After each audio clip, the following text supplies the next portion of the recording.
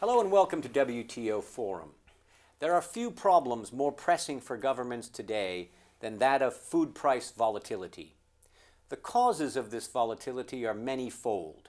Climate change, increased use of biofuels, growing populations, change in dietary habits. But trade, the conveyor belt between supply and demand, can be a factor too. When, for example, governments employ, sometimes for understandable reasons, export restraints on agricultural products, they take supply out of global markets and drive prices up. So the question is, how should the WTO address the issue of export restrictions in agriculture? We're very fortunate to have with us today two experts on this matter.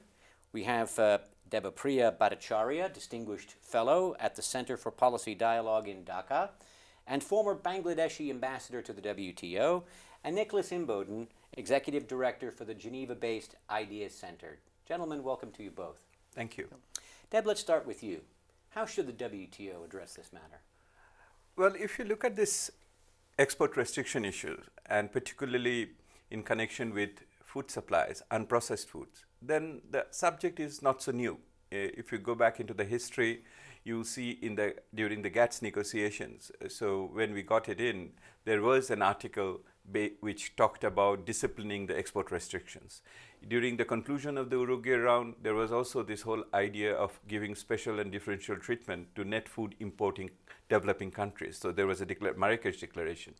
Then along with the agriculture agreement, there is this article which also talks about putting discipline and bringing more transparency in the process. Once we went into the Doha round negotiations, the modalities also talked about keeping those concessions or keeping those tariff lines which affect food security more away from, or further liberalization or away from export restrictions. And in the recent past, if you look at the LDCs and net food importing developing countries, in their various ministerial documents, this issue has come up very strongly, particularly in the backdrop of the 2007-8 food crisis, food prices. And finally, the G20 has also come in on board on this particular issue. So the issue was there very much in that way. So how WTO is going to deal with it, I think the first point is to implement what is already there on the table, because all these articles of WTO-related jurisprudence provide some guidance in terms of keeping this transparent and to make those notifications before they're applied available to all the member states. So we have to make WTO work better on what is already there. The second one is that this food issue is associated with humanitarian issue. It's a food safety issue, food security issue, quite often in post-conflict countries, food supplies issues. So can we really carve out some areas where we should not be under the domain of export restriction? Even if you do export restriction, you should leave those things outside your ambit. And finally, least developed countries and the net food importing developing countries are the most vulnerable group of countries. We are talking about 70, 80 countries over here.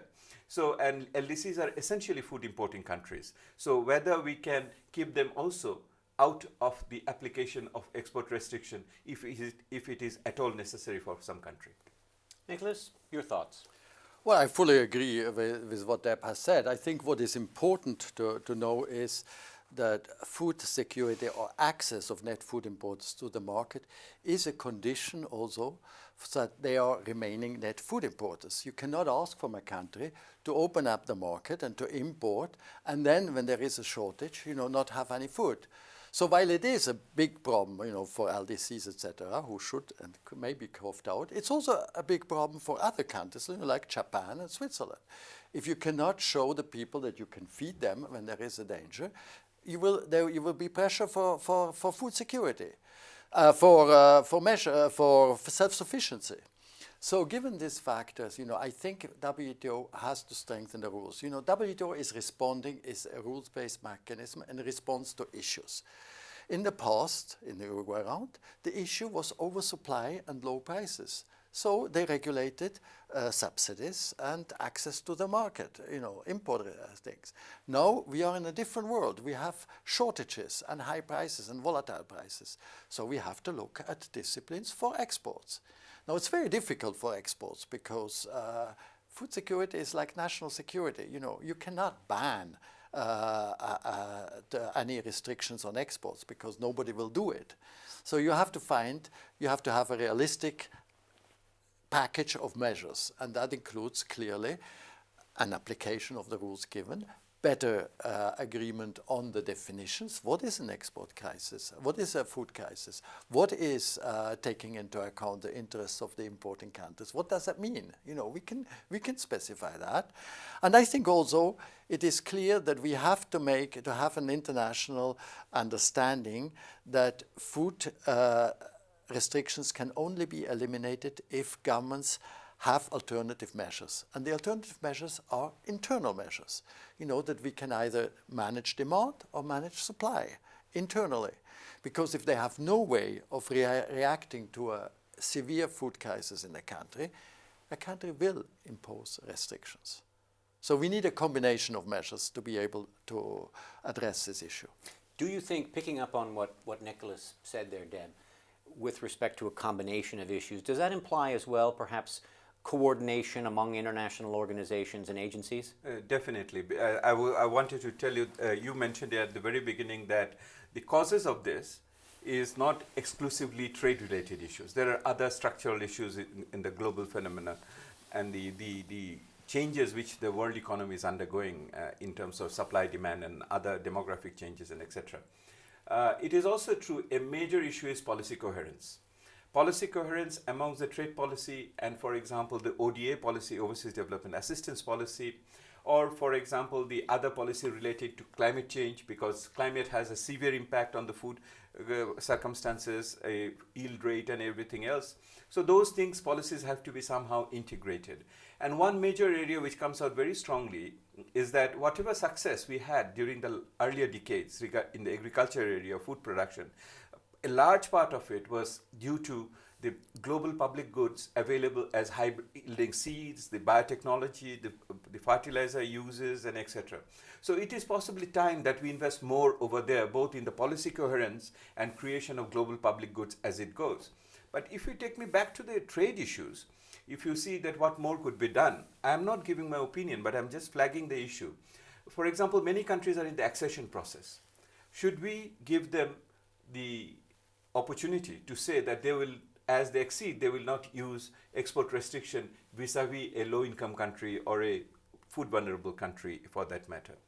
Those in the global field who are negotiating now free trade agreements or regional trading agreements, would they agree that they will disallow export restrictions?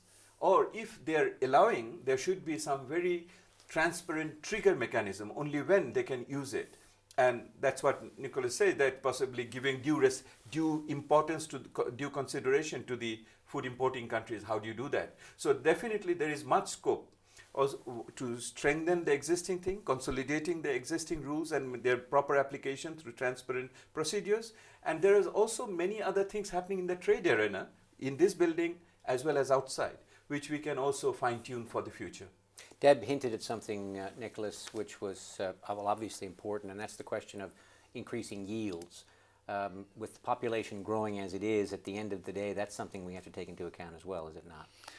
Definitely, but I think we have to make a distinction between basic structural issue, which is the fact that we have come through a period of relative abundance and low prices, and we are entering, according to all predictions, into a period of relative scarcity and relatively high prices.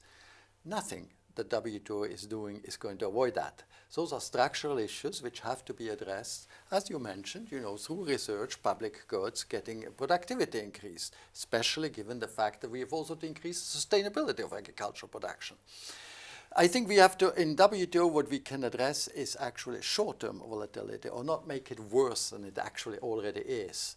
And I think we have to keep WTO to that, and there the measures are very important. Now, at the same time that you coordinate better with the World Bank and so on to look what the structural requirements are in terms of trade, definitely is important. But I don't think we can bring in all the problems of the world into WTO, because we kill it if we do that. Yeah. Deb, your final thoughts. No, I think we already have a lot of problems of the world in the WTO, so I would definitely agree that we don't bring the rest of the problems over here. We want to finish our problems which we have in the name of Doha Round. I'm very much eager to do that. My final thought would be that we are going to have in the December the 8th ministerial in that way. One of the deliverables for this ministerial could have been a better conduct in the area of agricultural products export restrictions which are being applied in various countries. Whether we can have a much more reiteration of the existing disciplines, a way forward for the new disciplines or the new measures, and also some carve-outs for the humanitarian agencies, as well as to look into the genuine concerns of the net food importing developing countries and the LDCs. I know that many countries will look in different way, but in this moment of global food structural shortage or market volatility, I think it will be very well appreciated by across the countries, across the citizenry of the world. Adopting and building on the G20 proposal. And the G20 has a lot to contribute further in this particular area, not only the political leadership, but also the technical areas which they have tried to figure out in their declaration in France. Nicolas, you have the last word. Well, I will be very short because the problem with him is that I always agree with him, But I just wanted to say, I do think that, adding this issue of export restriction in the name of food security is not going to make it more difficult in the Doha Round. As a matter of fact, it's going to make it easier. Because if I'm supposed to take measures or commitments in terms of internal support for agriculture and so on, I'm much more able to do that if I'm assured that I have access, if I need, to the world market. So I believe by adding this element, to the Doha Round, we are not increasing the troubles of the Doha Round, but actually we might help the Doha Round to come to a conclusion that is taking also into account the change in the supply and demand situation of world food markets. Nicolas Imboden, Debapriya Bhattacharya, thank you to you both, and thanks to you for watching WTO Forum.